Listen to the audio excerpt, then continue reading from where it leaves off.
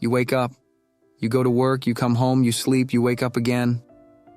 And somewhere in the middle of all this routine, this endless cycle of doing and achieving and preparing, you pause, just for a moment, and you ask yourself a question that feels both foolish and profound. Is this it? Is this what I was born for? To chase deadlines and pay bills and worry about tomorrow? Life is a game. Learn to play it. That is what we are here to explore today. Not as a shallow piece of advice you find on a motivational poster, but as a radical shift in how you see everything. Your struggles, your fears, your victories, your losses. What if none of it means what you think it means? What if you have been taking the whole thing far too seriously? Now, before you dismiss this as spiritual nonsense or new age fantasy, consider this. Every single thing you worry about, every crisis that keeps you awake at night, every moment of panic or despair, it all stems from one fundamental mistake. You forgot that you are playing. You got so absorbed in the character, so lost in the plot, that you started to believe the stage was real. You started to believe that the mask you wear is your face. And this forgetting is not an accident. It is part of the design. You had to forget. Because if you remembered from the beginning that this was all a game, that suffering was optional, that fear was just a costume you put on, then you would never have felt anything deeply. You would never have truly lived. The game required you to lose yourself completely, so that finding yourself again could mean something. So what does it mean to play the game well? How do you navigate a world that feels heavy and serious and full of consequences when you know deep down that it is all theater? That is what we will unravel here. We will talk about the courage it takes not to fight your fears but to embrace them. We will explore why worrying is not wisdom, but imprisonment. We will discover how to feel everything without being destroyed by it. And we will learn to dance with uncertainty instead of running from it. If you have ever felt trapped by your own thoughts, paralyzed by the weight of existence, or simply exhausted by trying to control what cannot be controlled, then stay with me. Because what comes next may change everything. Not by giving you answers, but by helping you remember what you have always known. That life is not a problem to be solved. It is a game to be played. And the best part? You are already winning. You just do not know it yet. Every game has rules. Chess has rules, football has rules, even children playing make-believe have rules. And you would think that the game of life, being the most important game of all, would have clear and obvious rules that everyone agrees upon. But here's the strange thing. Most of the rules you follow were never explained to you. You just absorbed them. You learned them by watching others play. And you never thought to question whether they were real or just made up.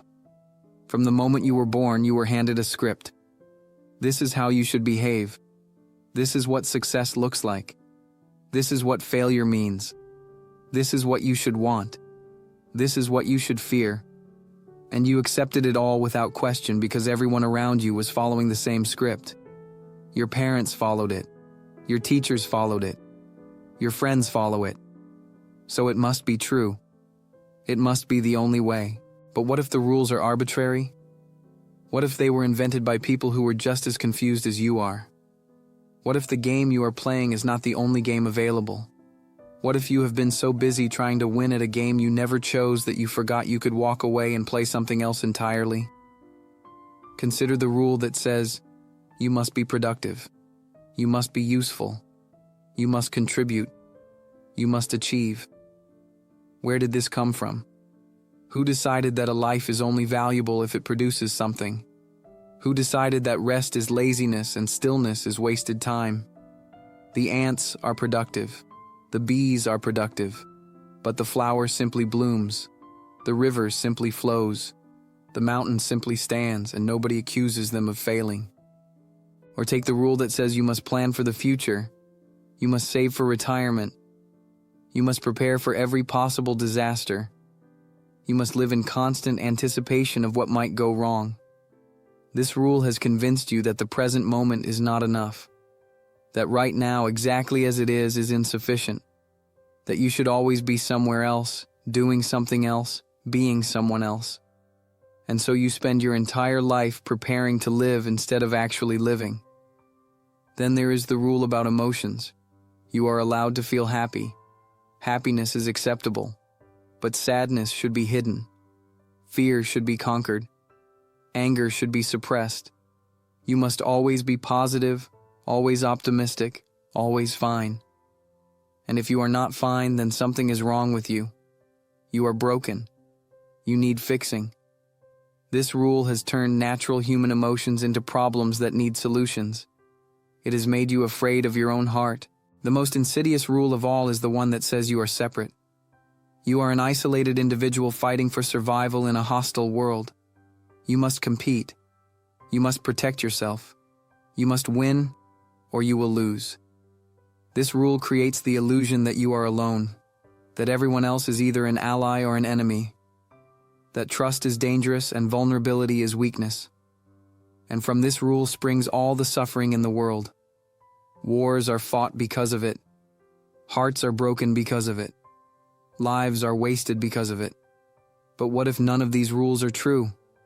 What if they are just stories we tell ourselves, patterns we learned, habits we inherited? What if you could lay down the script and walk off the stage? What if you could stop playing the game you were taught and start playing the game you actually want to play? This does not mean abandoning responsibility.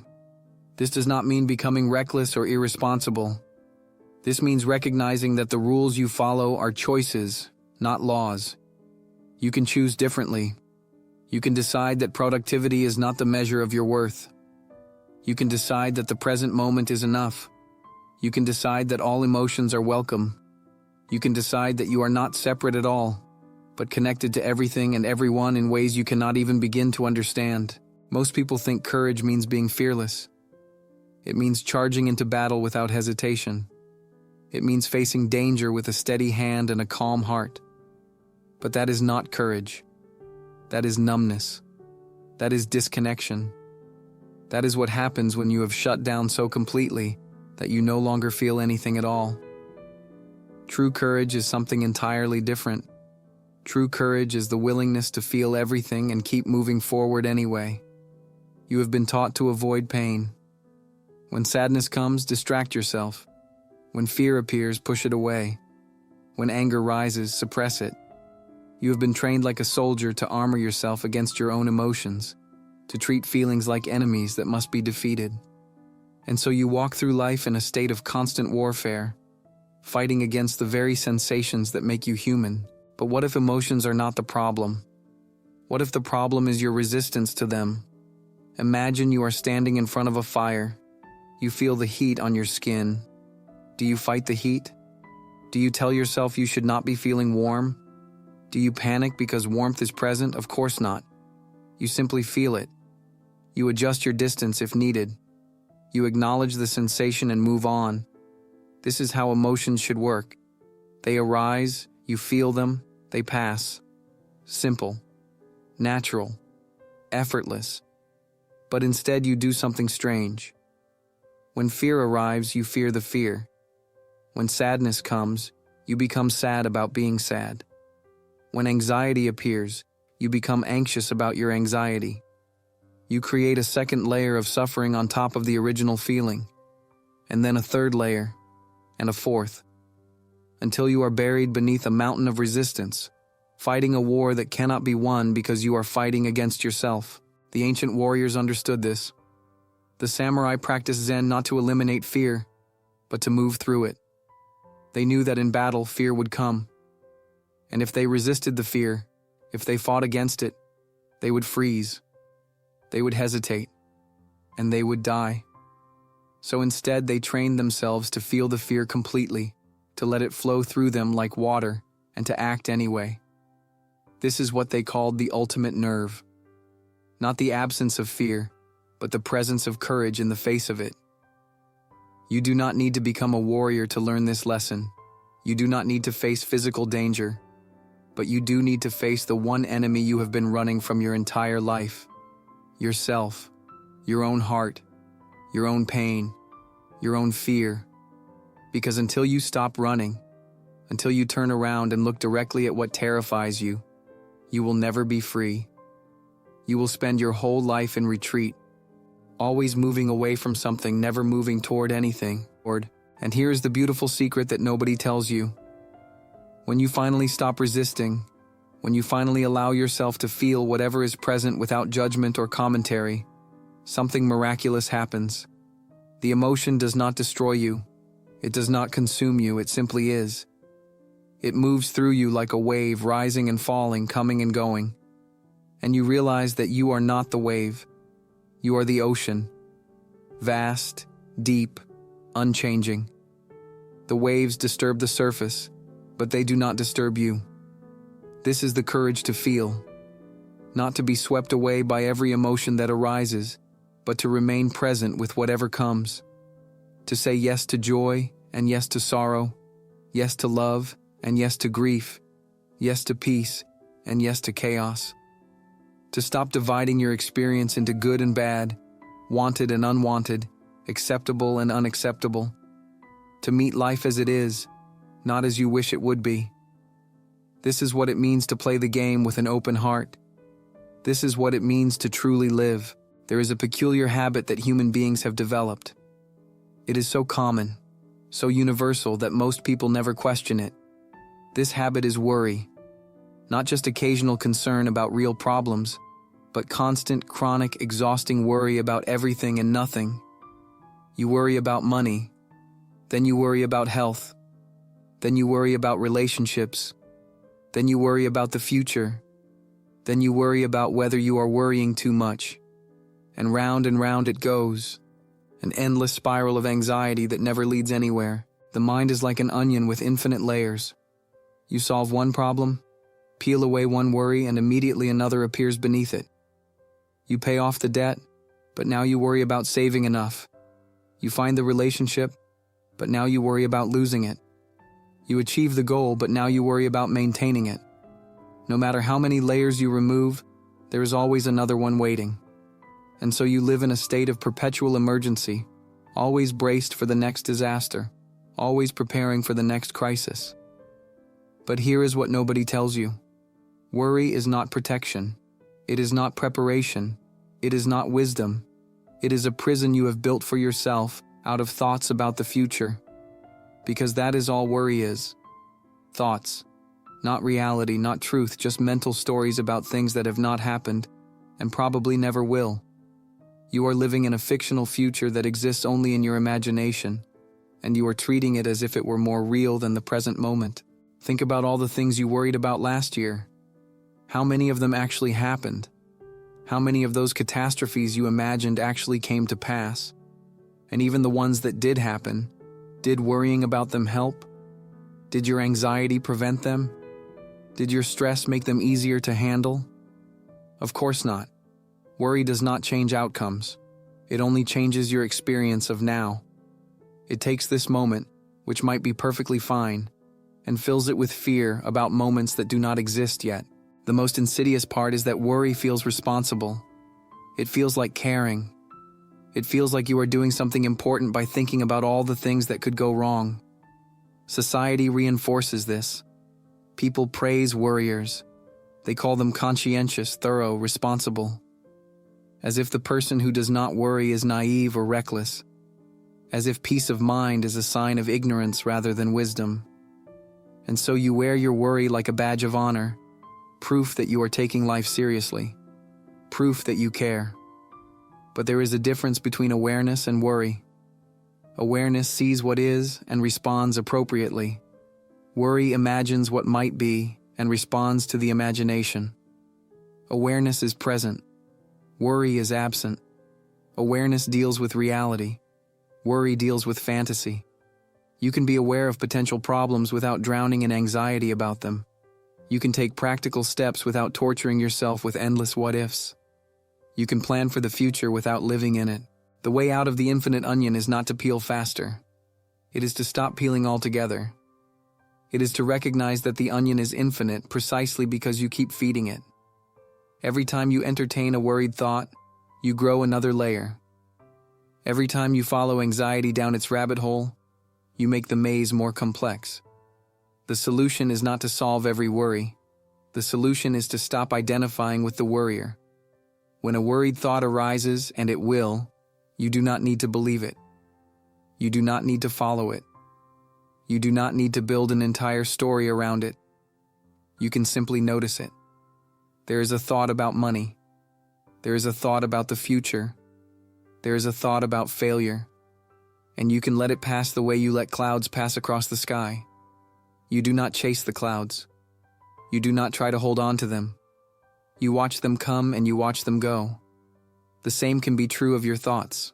This is not about becoming careless or irresponsible. This is about becoming free. Free from the tyranny of your own mind. Free from the endless loop of anxiety that steals your peace and gives nothing in return. Free to live in the only moment that actually exists. This one. Right here, right now. Where if you look closely you might discover that everything is actually fine. Not perfect. Not ideal. But fine. Enough. Sufficient. Real. There is a strange thing that happens when you try to make everything perfect. It dies. Not literally, but in the way that matters most. It loses its life, its spontaneity, its soul. You see this in music that is played too precisely. Every note is correct, every timing is exact, every dynamic is calculated. And yet something is missing. The human element, the wildness, the unpredictability that makes music breathe. The same is true of art, of dance, of conversation, of life itself. Perfection is dead. Life is messy. The Chinese calligraphers understood this deeply. They would spend years mastering the brush, learning control, developing technique. But the moment of creation was not about control. It was about surrender. The brush would be dipped in ink, poised above the paper and then released. The stroke would flow from the shoulder, through the arm, through the hand, onto the page. And sometimes the ink would bleed. Sometimes the line would wobble. Sometimes something unexpected would happen. And that unexpected thing, that accident, was where the beauty lived. They called it the controlled accident. The paradox of discipline and freedom. You master the form not so you can execute it perfectly, but so you can let it go. So you can allow the chaos to enter without destroying everything. So you can dance on the edge between order and disorder, between knowing and not knowing, between control and surrender. This is where art happens. This is where life happens. This is where the game becomes worth playing.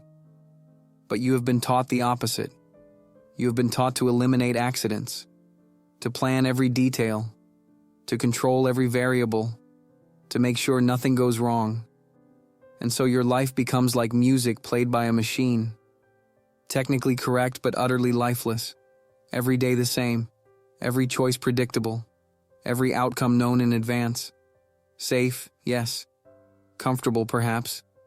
But dead. Absolutely dead. Think about the best moments of your life. Were they the ones you planned down to the last detail? Or were they the ones that surprised you? The conversation that took an unexpected turn. The trip where everything went wrong but you laughed anyway.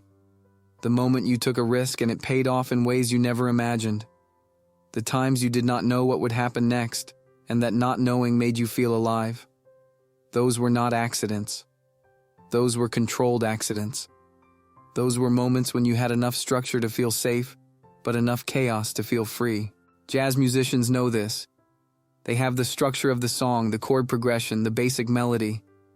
But within that structure, anything can happen. A note that should not work somehow does. A rhythm that breaks the pattern creates a new pattern. A mistake becomes a riff.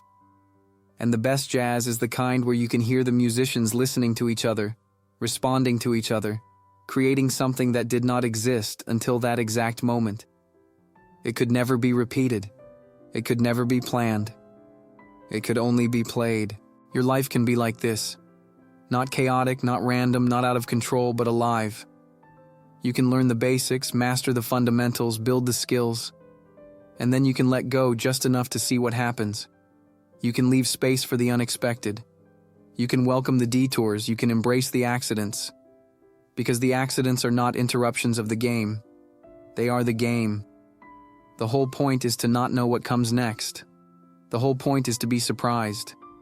This requires a fundamental shift in how you see mistakes. A mistake is not a failure. It is information. It is feedback. It is the universe showing you where the edge is so you can dance along it.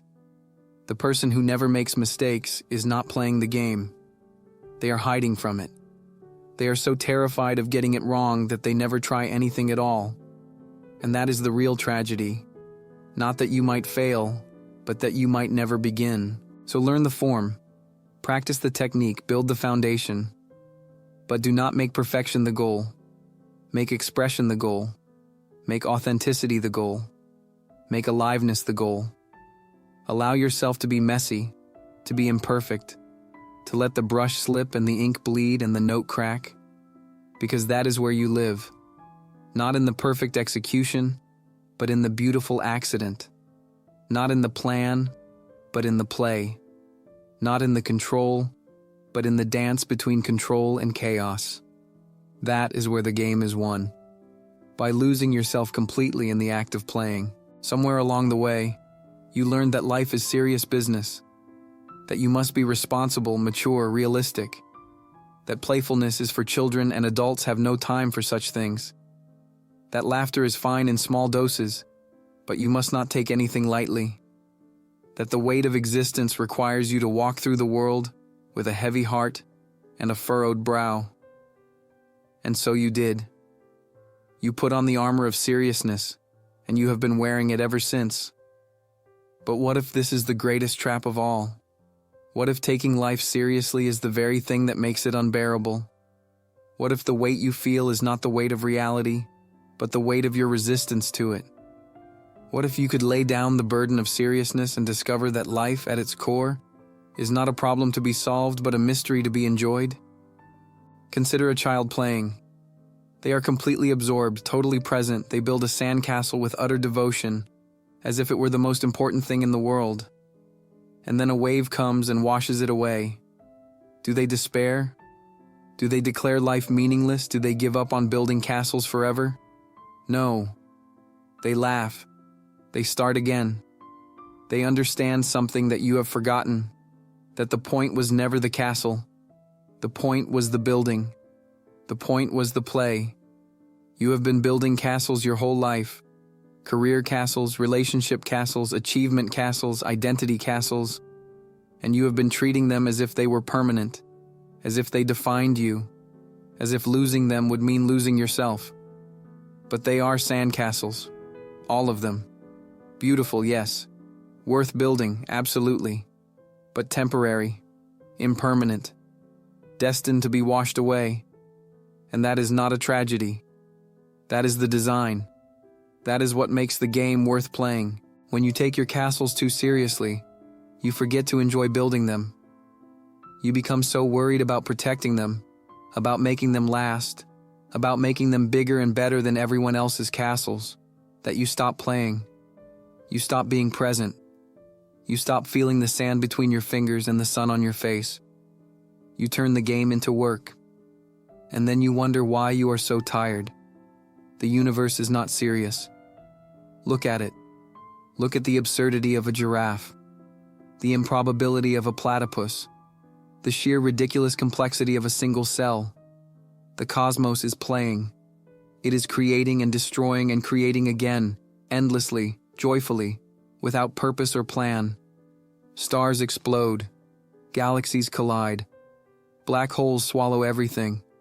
And new stars are born from the dust. Nothing is permanent. Nothing is safe. Everything is in flux.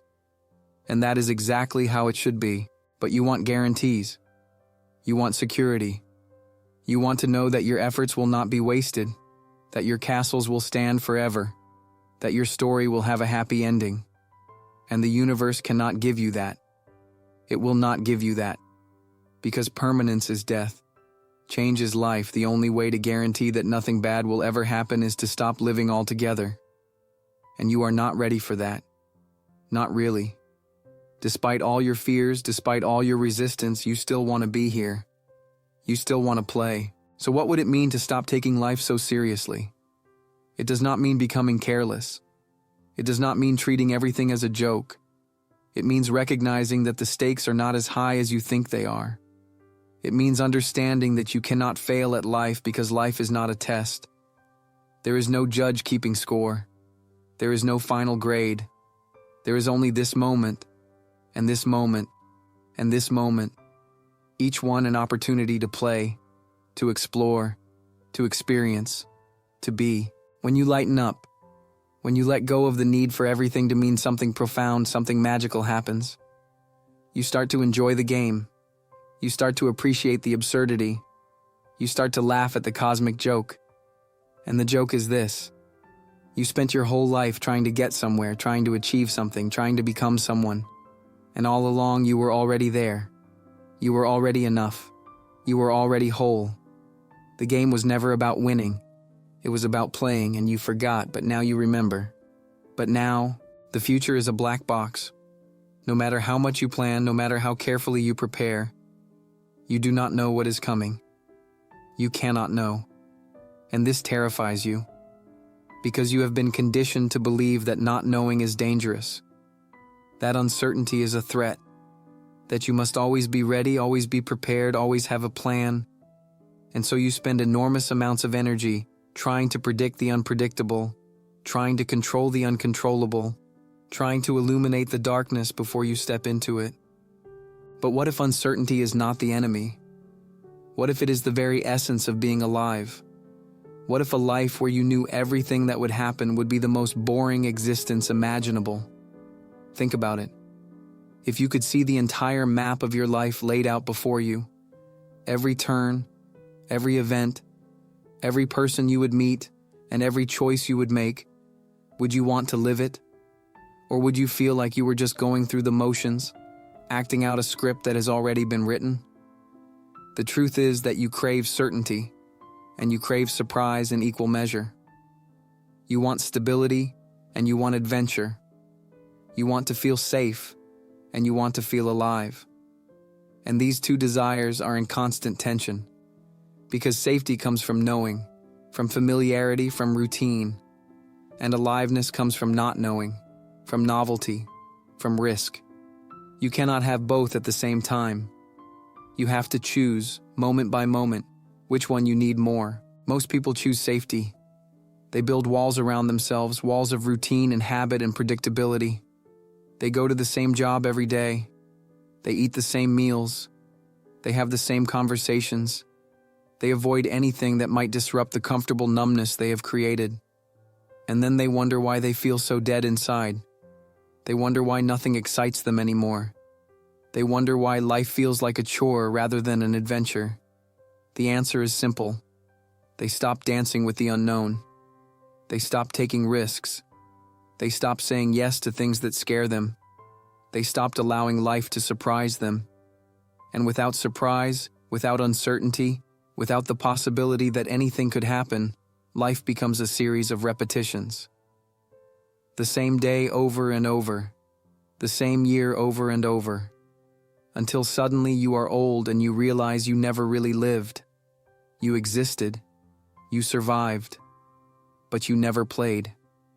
Dancing with the unknown requires trust. Not trust that everything will work out the way you want it to. Not trust that you will never be hurt or disappointed or afraid. But trust that whatever happens, you can handle it. Trust that you are resilient enough, creative enough, strong enough to meet whatever comes. Trust that the unknown is not a void waiting to swallow you, but a space full of infinite possibilities. Trust that not knowing is not a problem. It is an invitation. When you dance, you do not know where your partner will lead you next. You do not plan every step in advance. You respond. You feel the music. You move with the rhythm. You let go of control and you trust the flow. And that is when the magic happens. That is when you stop thinking and start feeling. That is when you stop being in your head and start being in your body. That is when the dance becomes effortless and joyful and alive. Life is the same. You do not need to know what is coming.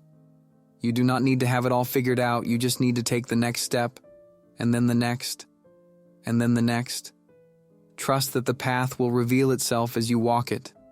Trust that you will know what to do when the time comes. Trust that uncertainty is not a lack of something, but the presence of everything. All possibilities, all potentials, all paths. The future is not empty. It is full of everything that has not happened yet, full of every version of you that you have not become yet, full of every experience you have not lived yet. So step into the unknown, not recklessly, not foolishly, but bravely, with your eyes open and your heart willing. Dance with the uncertainty, play with the possibilities, welcome the surprises, because that is where life happens. Not in the safe and the known and the predictable, but in the risky and the mysterious and the unexpected. That is where you discover who you really are. That is where the game reveals its deepest secrets. That is where you remember why you chose to play in the first place. You have spent your entire life trying to be better, trying to do more, trying to achieve, to succeed, to win. You were taught that effort is everything, that you must push harder, work longer, sacrifice more, that success comes to those who try the hardest. And so you tried. You tried until you were exhausted. You tried until you burned out. You tried until you forgot why you were trying in the first place. But there is a paradox at the heart of life that nobody explains to you. The more you try to force something, the more it eludes you. The more you chase happiness, the more it runs away. The more you grasp at success, the more it slips through your fingers. The more you try to be someone you are not, the more you lose touch with who you are. This is not a moral lesson. This is a law of nature, like trying to hold water in your fist. The tighter you squeeze, the more you lose. The ancient Taoists understood this. They called it Wu Wei. Effortless action, not inaction, not laziness, not giving up, but action that flows from naturalness rather than force. Action that comes from being rather than trying, like water flowing downhill. It does not try to reach the ocean, it simply follows its nature. And yet it always arrives, like a tree growing toward the sun. It does not strain. It does not stress. It simply grows, and yet it reaches great heights. You have forgotten how to be natural. You have forgotten how to move from your center rather than from your will. You have been taught to override your instincts, to ignore your body, to push through pain and exhaustion and discomfort in the name of achievement. You have been taught that if you are not struggling, you are not trying hard enough. That ease is laziness. That flow is an illusion. That you must earn every good thing through suffering and sacrifice. But what if the opposite is true? What if the best things in life come not from trying harder, but from trying less? What if the moments of greatest clarity, greatest creativity, greatest connection come when you stop forcing and start allowing? What if you are most powerful when you are most relaxed? What if winning at the game of life means learning to play it without effort? This does not mean you do nothing. It means you do what needs to be done without the internal struggle, without the voice in your head that says you are not doing enough, not being enough, not enough, period. It means you act from a place of wholeness rather than lack, from confidence rather than fear, from love rather than obligation. And when you act from this place, everything changes. The work becomes play. The effort becomes effortless. The struggle becomes grace. Think about the times when you were in flow, when you were so absorbed in what you were doing that you lost track of time, when your hands moved without thinking and your mind was silent, when everything just clicked. Were you trying in those moments? Were you forcing? Were you struggling? No. You were simply being. You were one with the activity. There was no separation between you and what you were doing. And that is when you were at your best. That is when you were most alive. That is when you were winning without trying to win. The game of life is not about accumulating points. It is not about reaching some finish line where you can finally rest. It is not about proving your worth or earning your place. The game is about presence, about being fully here, fully now, fully alive, about meeting each moment as it comes without wishing it were different, about responding to life from a place of openness rather than defense, about playing for the joy of playing rather than the hope of winning. When you stop trying to win, you discover that you have already won. Not because you achieved something great, not because you became someone important, but because you are here. You are alive. You are part of this vast, mysterious, beautiful, terrible, magnificent game. And that is enough. That has always been enough. You just forgot. So stop trying so hard, stop pushing, stop forcing, stop struggling against what is. Let go. Not in the sense of giving up, but in the sense of releasing your grip. Trust that you do not need to control everything. Trust that life knows what it is doing. Trust that you are exactly where you need to be, doing exactly what you need to do, being exactly who you need to be. And from that trust, from that surrender, from that acceptance, you will find a power you never knew you had. The power to play the game with joy, the power to dance through life with ease, the power to win by not trying to win at all. Life is a game. You chose to play.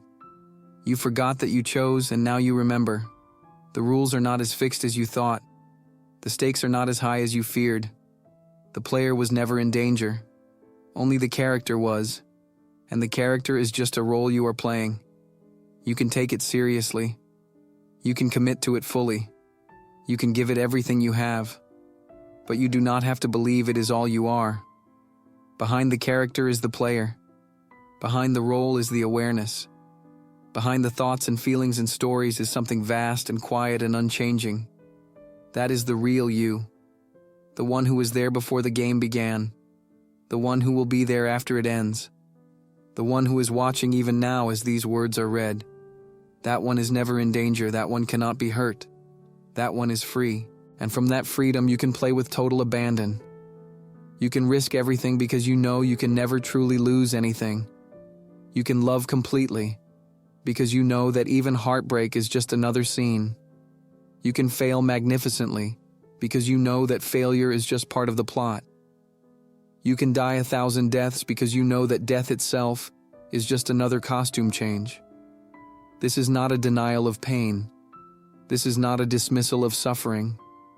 This is not spiritual bypassing or toxic positivity or any other clever way of avoiding life. This is the opposite. This is diving in completely. This is feeling everything. This is living fully.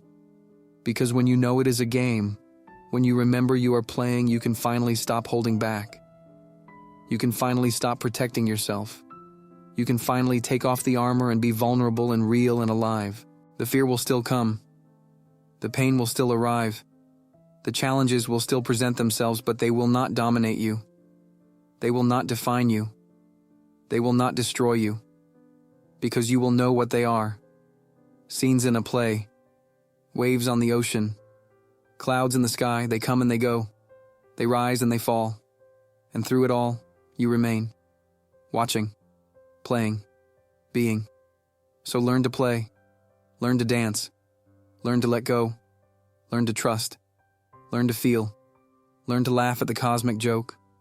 Learn to cry when the scene calls for tears. Learn to rage when rage is needed. Learn to love when love arises. Learn to be silent when silence is appropriate.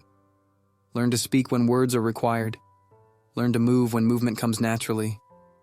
Learn to be still when stillness is called for. Learn to be fully human and fully divine at the same time. Fully mortal and fully eternal. Fully in the game and fully aware that it is a game. This is the art of living. This is the secret that has been hidden in plain sight all along. This is what the mystics and poets and madmen have been trying to tell you. Life is a game, and you are winning every time you remember to play. So go, play, make mistakes, take risks, fall down, get up, laugh, cry, love, lose, win, fail, succeed. And through it all, remember that you chose this. Remember that it is temporary. Remember that it is beautiful. Remember that it is meaningful precisely because it is meaningless. Remember that you are not the character. You are the player. And the game goes on, forever, in infinite variations, in endless forms. And you get to play it all, not just once, but again and again and again, until you finally understand, until you finally see, until you finally remember who you have always been. Welcome to the game. You have always been playing, you just forgot. Now you remember, and now the real fun begins.